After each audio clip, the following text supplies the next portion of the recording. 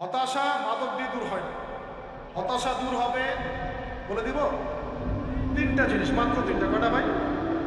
এক, 5 ওয়াক্ত নামাজ। এক কি? নামাজে আপনি ওযু করে সিজদা দেন, ইনশাআল্লাহ আপনার মনে প্রশান্তি না আসলে আমাকে এসে করে চোখের পানি, মনের আবেগ, যা আছে আপনার ভিতরে, কষ্ট, দুঃখ, যন্ত্রণা, সব আল্লাহকে ঢেলে দিবেন। নিজের আবেগ ধরে রাখবেন এখানে, আপনি আল্লাহর জন্য ঢেলে দিবেন। মানুষকে আবেগ দেখা কি না? মানুষ আপনার চোখের পানির মর্ম বুঝবে? মানুষ কি মানুষের চোখের পানির মর্ম বোঝে? আপনার পিতা যদি মারা যায়, আমার কাছে এসে দোয়া চান, কান্নাকাটি করে, আমি দোয়া করতে পারবো, কিন্তু আমি কিন্তু আপনার ফিলিংসটা বুঝতে পারবো।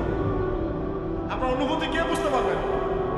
আল্লাহ পাক আপনার ঘাড়ের রগের চেয়ে কাছে আছে। ঢাকা শহরে কিশোর গ্যাংয়ের দৌরত্ব টেকা যাচ্ছে না, রাস্তাঘাটে ছিনতাই করছে, মাদক সেবন করছে, মানুষের সম্পদ মোবাইল ধূপ করে কেড়ে নিয়ে দৌড় দিচ্ছে, এক গ্যাং আরেক গ্যাংয়ের সাথে মারামারি করছে। এগুলো শিখছে কোত্থেকে? এগুলো শিখছে আপনার ওই যে অপসংস্কৃতি দেখে দেখে। পশ্চিম থেকে, আমাদের পার্শ্ববর্তী থেকে অনেক অপসংস্কৃতি ঢুকছে ভিতরে, ওটা দেখে দেখে দেখে দেখে শিখছে এগুলো করতে হয় না। দুইটা গ্যাং তৈরি করছে, এবং সিনেমাতে যেমন দেখানো হয়, সে নিজেকে ওই রকম করে চিন্তা করা শুরু করছে। এই কনসেপ্টগুলো মানুষ পাচ্ছে কোথায়? নাটক সিনেমা থেকে পাচ্ছে। একটা দল ক্রিয়েট করেছে, সে সেই দলের নেতা হয়েছে, আরেক দল তাকে মারতে আসছে, সে আবার তাকে মারতে যাচ্ছে। এই যে জিনিসগুলো, এগুলো নাটক সিনেমায় দেখানো হচ্ছে না? যুবকরা শিখছে কোত্থেকে এগুলো? বাংলাদেশের মেয়েদেরকে একসময় শেখানো হয়েছে, তুমি সুন্দর না, তুমি কি না, তাদের মনে ঢোকান, তুমি সুন্দর না, আরো সুন্দর হতে চাও, আরো সুন্দর হতে চাও, এই ক্রিম মাখো, সুন্দর হবে। এই একটা কনসেপ্ট ঢুকিয়ে দিয়েছে মাথায়, তুমি সুন্দর না, তোমাকে আরো সুন্দর হতে হবে। আল্লাহ তোমাকে যে সৌন্দর্য দিয়েছেন এটা যথেষ্ট না, অন্যরা আরো অনেক বেশি সুন্দর, তুমি সুন্দর না, এই ক্রিম মাখো, সুন্দর হবে। এই করতে করতে করতে ক্রিমের ব্যবসা শুরু হবে। বাণিজ্য, সবকিছুর পিছনে কি থাকে? বাণিজ্য, আর কিছু না। তারপর শুরু হলো যে পার্লার, অমুক ক্রিম, তমুক ক্রিম, অমুক সোনো, এই সেই, বাস মেয়েরা পাগল হয়ে গেল। ব্যাস, নতুন নতুন আমরা আমাদের সংস্কৃতি ধারণ করে যে কাপড় চোপড়গুলো পরি, কিছু মানুষ শেখানো, এর চেয়ে এই ফ্যাশনটা ভালো, এটা পরো। ব্যাস, ঈদে ঈদে নতুন নতুন ফ্যাশন আসা শুরু। আরে পাঞ্জাবি পায়জামা পরা তো আমাদের বাপদাদাদের সে শুনুন, বাঙালিদেরই শুনুন। সব বাদ দিয়ে এখন আমরা কি শুরু করছি দেখেন।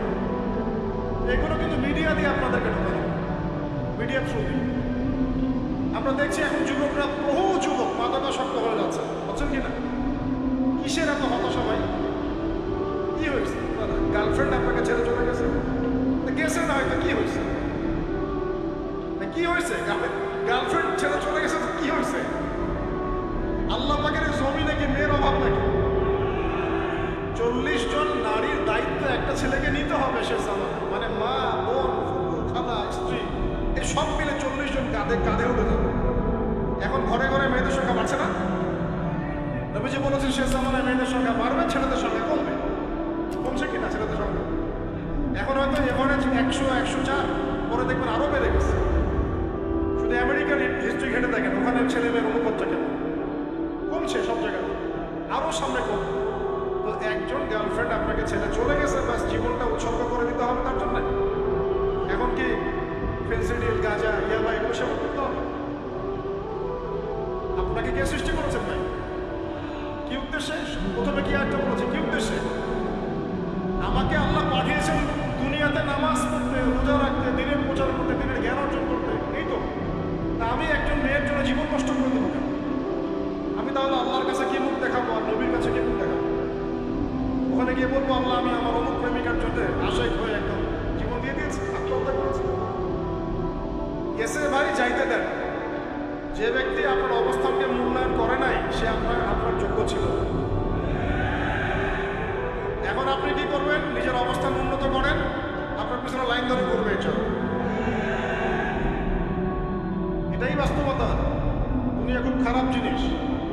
মানুষ মানুষের অবস্থানকে মূল্যায়ন করে, মানুষ মানুষের অবস্থানকে মূল্যায়ন করে, কিন্তু আল্লাহ রাব্বুল আলামিন আপনাকে সর্বাবস্থায় ভালোবাসে না। এই যে আমরা এখন অনেক পাপ করছি না, আল্লাহকে আমাদেরকে আযাব দিয়ে ধ্বংস করে দিয়েছে। আল্লাহ পাক এখনো আমাদেরকে ভালোবাসেন, রহম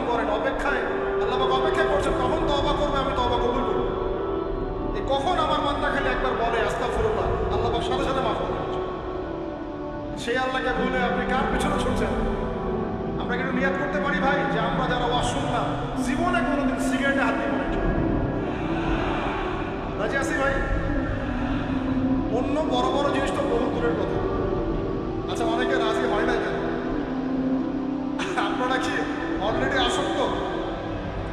আমি অনেক ভাইকে দেখেছি মাশাআল্লাহ ইফতার খুলেই একদম পেনশন টানা শুরু। হ্যাঁ, এটা যে হারাম আপনাদের কেউ ওয়াজ করে শোনায় নাই? এটাকে কি মনে করেন আপনারা, হারাম না হালাল? কেউ বলেছে মাকরুহ, নাকি মাকরুহ ফতোয়া দিয়েছে? মাকরুহ শব্দের অর্থ জানেন আপনি? মাকরুহ শব্দের অর্থ কি শোনেন, সূরা বানী ইসরাঈল খুলবেন। কোন সূরা? সূরা বানী ইসরাঈল। আল্লাহ পাক বলছেন আমি বনু ইসরাঈলকে এই কাজগুলো করতে নিষেধ করেছি। কোন কোন কাজ? জেনা করো না, জেনার কাছে যেও না, এতিমের মালা প্রসাদ করো না, শিরিক করো না, ইত্যাদি। যারা আলেম আছেন তারা আমার কথা বুঝবেন। এই কাজগুলোর পরে আল্লাহ পাক বলছেন যে এই প্রত্যেকটা কাজ আল্লাহর কাছে মাকরুহ, অপছন্দ। কিসের? অপছন্দ। আর এটাকে আপনি সহজ মনে করছেন? নিয়াত করি আল্লাহ পাকের সন্তুষ্টির জন্য আমরা কোনোদিনও মাদকের সাথে সম্পৃক্ত হব না। আর বিশ্বাস করেন, শুধুমাত্র মাদক দ্রব্য নিয়ন্ত্রণ অধিদপ্তর এই আইন কানুন এগুলো দিয়ে, জরিমানা দিয়ে মানুষকে মাদক ছাড়ানো যাচ্ছে না, যাবে না। কেন যাবে না এটা আপনারা খুব ভালো করেই জানেন, আমি বলতে চাচ্ছি না। অনেক সময় মাদক বিরোধী কনসার্ট করে মানুষ, মাদক বিরোধী কনসার্টে ওঠার আগে এক বোতল ডাইল খেয়ে আসে। এগুলো কি বাস্তব কথা বলছি না অবাস্তব কথা বলছি? আমাদের যুবক ভাইরা কোশ্চিনকালেও মাদকের ধার কাছে যাবে না। একটা হাদিস খালি মনে রাখেন, একটা, এই হাদিসটা মনে রাখেন। নবী সাল্লাল্লাহু আলাইহি ওয়াসাল্লাম বলেছেন, কেউ যদি মাদকদ্রব্য সেবন করে তার 40 দিনের নামাজ কবুল হবে। সিগারেট একটা খেয়েছি, 40 দিন নামাজ। এরপর যদি সে তওবা করে আল্লাহ মাফ করে দেবেন। আবার যদি মাদক খায় আবার 40 দিন কবুল হবে। যদি আবার তওবা করে আল্লাহ মাফ করে দেবেন। আবারও যদি খায় আবারও 40 দিন কবুল হবে না, আবারও তওবা করলে আল্লাহ আবার মাফ করে দেবেন। চতুর্থবার সে যদি মাদক খায়, আল্লাহ রাসূল সাল্লাল্লাহু আলাইহি ওয়াসাল্লাম বলেছেন আল্লাহ পাক কিয়ামতের মাঠে তাকে তিনাতুল খাবাল পান করাবেন। কি পান করাবেন? তিনাতুল খাবাল। সাহাবীরা বললেন, ইয়া রাসূলুল্লাহ, এটা কি তিনাতুল খাবাল? কি? নবী সাল্লাল্লাহু আলাইহি ওয়াসাল্লাম বলছেন এটা হচ্ছে জাহান্নামীদেরকে আযাব দেওয়ার পর তাদের রক্ত মাংসের যে পুঁজ বের হবে, এই যে ড্রিঙ্কস, জাহান্নামের হার্ড ড্রিঙ্কস, এই ড্রিঙ্কসের নাম হলো তিনাতুল। আল্লাহ পাক আমাদের সবাইকে মাদক থেকে বাঁচান। হতাশা মাদক দিয়ে দূর হয় না। হতাশা দূর হবে, বলে দিব, 3টা জিনিস, মাত্র 3টা। কয়টা ভাই? 1, 5 ওয়াক্ত নামাজ। এক কি? নামাজে আপনি ওযু করে সিজদা দেন, ইনশাআল্লাহ আপনার মনে প্রশান্তি না আসলে আমাকে এসে বলেন যে আসলে। চোখের পানি, মনের আবেগ যা আছে আপনার ভিতরে, কষ্ট, দুঃখ, যন্ত্রণা, সব আল্লাহকে ঢেলে দিবেন। নিজের আবেগ ধরে রাখবেন এখানে, আপনি আল্লাহর জন্য ঢেলে দিবেন। মানুষকে আবেগ দেখা কি না?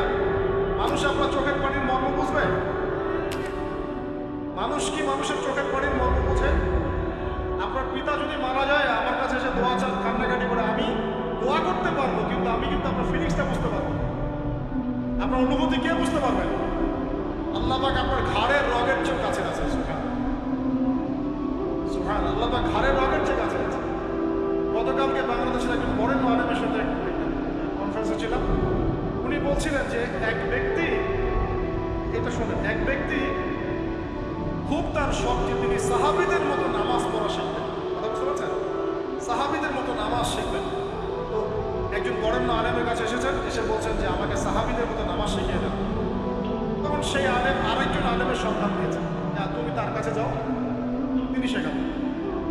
সেই ব্যক্তি একটু অবাক হয়েছেন, কারণ যাকে প্রশ্ন করেছিলেন তিনি অনেক বড় মুহাদ্দিস, আর যার কাছে পাঠানো হচ্ছে তিনি অত বড় মুহাদ্দিস নন, কিন্তু আবেদ, আমল পড়ে।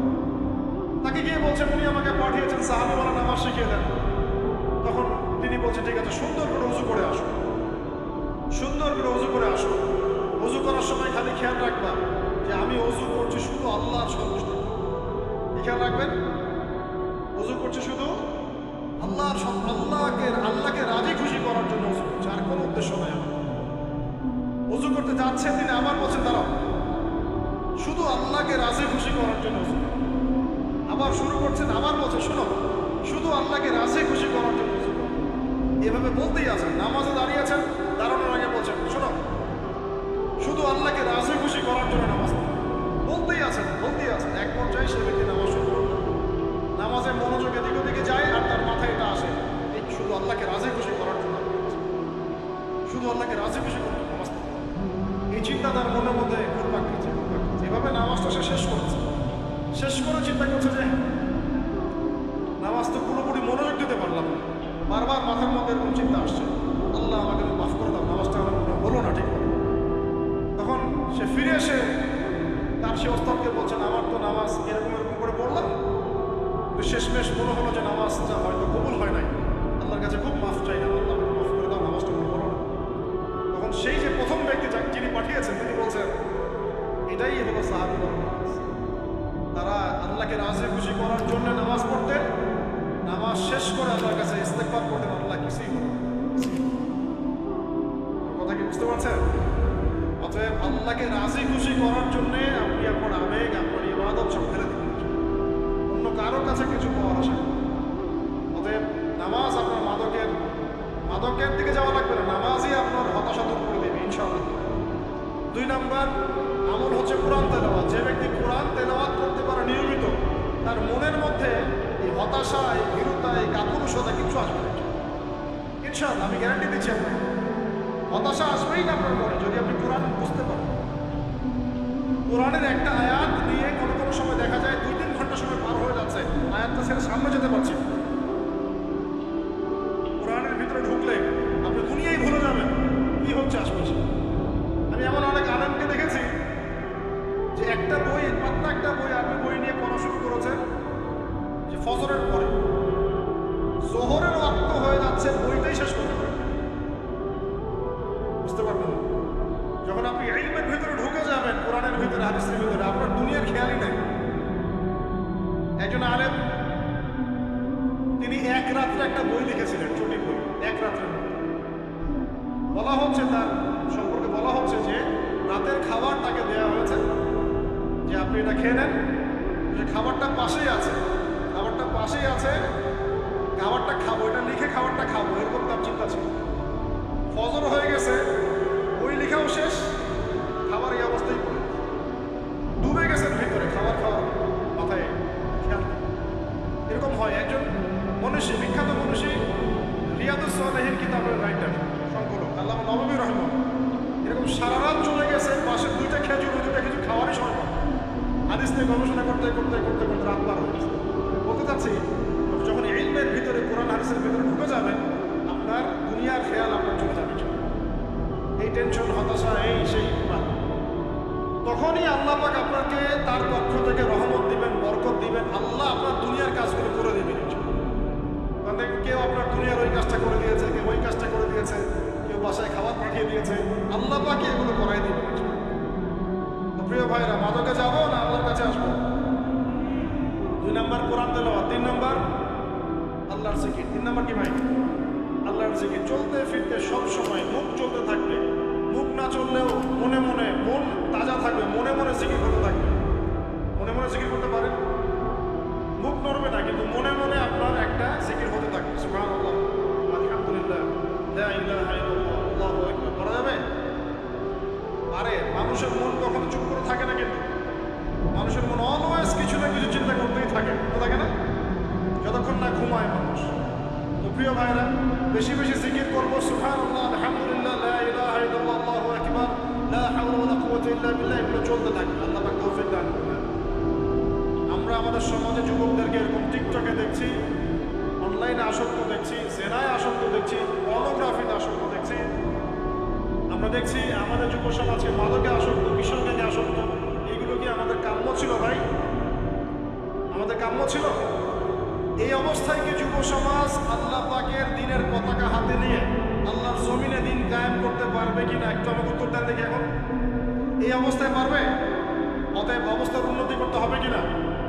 উন্নতির জন্য রাজি আছে কিনা? ইনশাআল্লাহ আমরা চাই কি আল্লাহ পাকের দিনটা আল্লাহর জমিনে প্রতিষ্ঠা লাভ করুক, আল্লাহর দিন সবার ঘরে ঘরে পৌঁছে যাক, আল্লাহ পাকের দিনের যে সৌন্দর্য সবাই সেটাই, এই সৌরভটা সবাই পাক। আমরা চাই কিনা সমাজে শান্তি প্রতিষ্ঠা হোক, আবার সেই রাসূলের মতো যুগ চলে আসুক?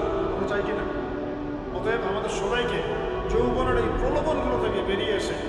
আল্লাহ পাকের ইবাদতে আত্মনিয়োগ করতে হবে। আল্লাহ পাক আমাদের সবাইকে তৌফিক দেন।